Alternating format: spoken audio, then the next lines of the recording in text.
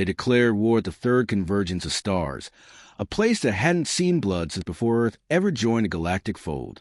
The high speakers of the Galactic Concord stood tall on their crystalline podiums, their long mouths curling into shapes of disdain as they read aloud the war edict, their voices echoing in 12 different languages across the chamber. The accusation was fabricated. Earth had tampered with forbidden star tech, they said. They showed images, manipulated footage, partial intercepts. Lies. But it didn't matter. Everyone in that chamber knew the war had nothing to do with law or treaties. It was fear. Earth was a mystery too deep, a species too unpredictable. And the galaxy was tired of pretending it wasn't afraid. So they declared war. And Earth smiled. The delegation didn't flinch, didn't beg for terms, didn't even object. Ambassador Harlan, thin, gray-haired, half his face reconstructed from some old skirmish in the Kuiper line, leaned into the mic and simply said, "Acknowledge." Then he stood up and walked out. No grand rebuttal. No theatrics. Just that one word, delivered like a promise. For the next 3 days, the galaxy whispered. Had Earth gone mad? Were they too proud to see what was coming? Did they think they could stand alone against the combined strength of 500 systems? The Galactic Armada mobilized within hours. Massive fleets of cruisers and world breakers repositioned across the stars. War engines groaned back to life. Factories long dormant since the Nargith collapse belched fire again.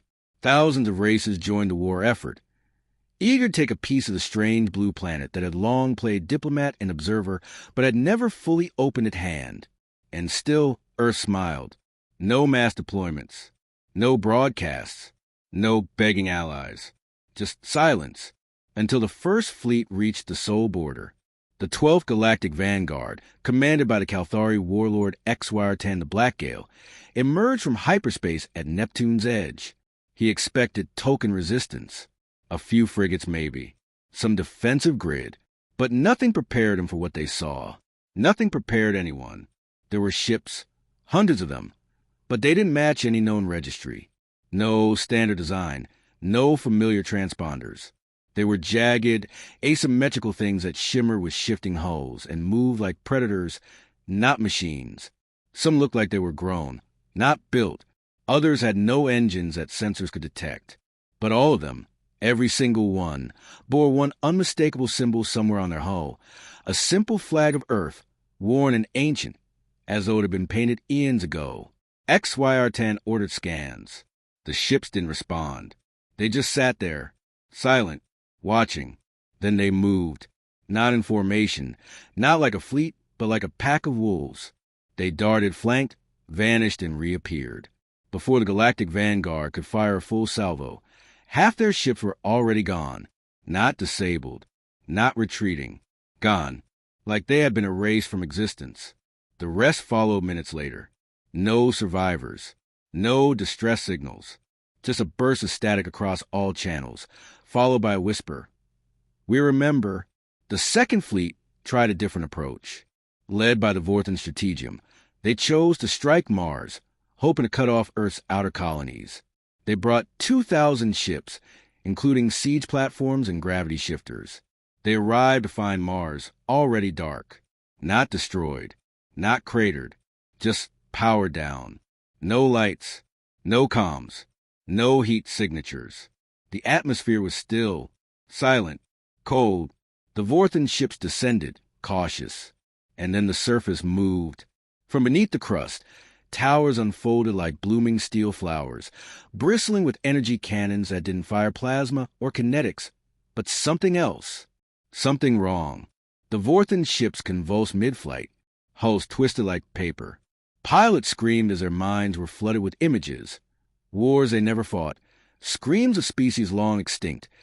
Planets cracking under the weight of forgotten superweapons. It wasn't a defense grid. It was a message. Earth wasn't just fighting back. Earth was remembering. One by one, the invading ships tore themselves apart in madness or fled into the void. The few that made it back never spoke again. Meanwhile, Earth remained quiet. No press releases. No retaliatory threats. Just the growing knowledge that this war was not what the galaxy had expected. They had thought Earth was new to war, primitive, isolated. But now, old questions resurfaced. Why had Earth's history files always been so fragmented? Why did they have weapons on their moons long before first contact? Why did every species who had tried to invade Earth in ancient times vanish without a trace? And what are the strange signals sometimes detected from Earth's deep oceans? Signals that predated satellites. Then the Third Fleet struck Earth directly. Or tried to. They arrived with enough force to glass the surface 10 times over. Planetary bombardment protocols were initiated. Coordinates locked. Firing solutions confirmed. Nothing fired. Not because the weapons were malfunctioning, but because there was nothing to lock onto. Earth shifted. It didn't cloak or vanish. It bent. Sensors read 5 separate Earths for a brief moment. Then none. Then too many. Time glitched. Ships drifted through seconds they hadn't lived. One admiral lived a decade in the span of 10 minutes, aged to dust in his command seat. One ship emerged from a fire arc to find it was now in orbit around a dead star, centuries away. Only one vessel escaped, a small scout, whose pilot returned ranting about the planet looking at him. The Concord called emergency session. Panic now spread faster than orders. A new directive was whispered across command networks. Do not engage Earth directly. Contain. Study. Understand. But it was far too late.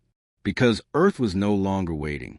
From the asteroid belt, massive structures long buried within rocks and ice bloomed to life. Some were ships. Some were things the galaxy had no words for. They moved with purpose, skipping space like stones on water. They didn't head to enemy planets. They headed to vaults, to archives, to old battle sites. They were harvesting memories. As they moved, entire races began to remember things they had forgotten. Races that had signed the war declaration suddenly recalled ancient nightmares. Dark ships hovering above their worlds when their species were still tribal.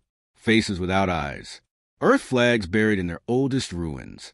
Songs in dead languages encoded with human DNA. A horror swept across the stars. This wasn't Earth's first war. This was a return, a reawakening. Earth had been here before, not as diplomats, not as neighbors, as gods, as destroyers, as something worse. Back in the Concord chamber, the high speakers fell into chaos. Some begged for peace. Some accused Earth of ancient crimes. Others wept. Then Ambassador Harlan returned. No guards. No escorts. Just him. He walked to the center, looked around the panic room, and spoke in a voice older than the name tag on his chest. We agreed to forget, but you chose to remember. The silence was absolute. You didn't declare war on a planet, he continued. You tore open a vault. You unsealed a memory. And now, he looked up, something vast stirred in the void. We remember who we were. One by one, humans across the stars began to change. Not physically, but in presence, in confidence. Farmers on colony worlds stood taller. Soldiers stopped asking orders and began issuing them. Children spoke languages they had never learned. And the ships, those strange, impossible ships, multiplied. The war was over before it truly began. Not because Earth destroyed the galaxy, but because the galaxy realized what Earth had once been and had chosen to forget. Not invaders, not conquerors, but something far more terrifying.